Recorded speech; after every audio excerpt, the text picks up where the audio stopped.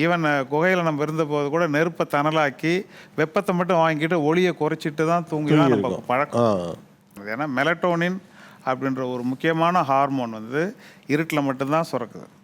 அப்போ ராத்திரியில் இரவில் லைட் போட்டு தூங்கினாலே வந்து டயபெட்டிஸ் அதிகமாகுதுன்றாங்க. அப்போது எடிசன் தான் நம்ம சமுதாயத்துக்கே வந்து கெடுதி பண்ண ஆள்.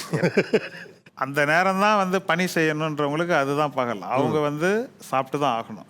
மற்றவங்கெல்லாம் வந்து வருஷத்துக்கு 5 தடவை 6 தடவை வந்து எப்படி பழைய காலத்தில் கொண்டாட்டம் திருவிழாலாம் அவ்வளோதான். டெய்லி ஒரு விவசாய திருவிழாவில் போயிட்டு இருக்கும். அதுக்குன்னு ஒரு டைம் அவ்வளோதான். ஆமாம், ஒரு ஒரு ஒரு திருவிழா நடக்குது, 2 நாள் கூத்து பார்த்தோம், 2 இரவு வந்து நம்ம மகிழ்ச்சியாக இருந்தோம்னாக்கா மீதி நாள் ஒழுங்காக இருக்கும் வாழ்க்கை. தினசரி வந்து விவசாயி கூத்து பார்த்துட்டு இருந்தானாக்கா வந்து வாழ்க்கை இருக்காது. அதனால் பகலில் உழைக்க வேண்டியவங்க, இரவில் ஓய்வு எடுக்க வேண்டியவங்க, இரவில் வந்து கண்டிப்பாக சாப்பிடவே கூடாது.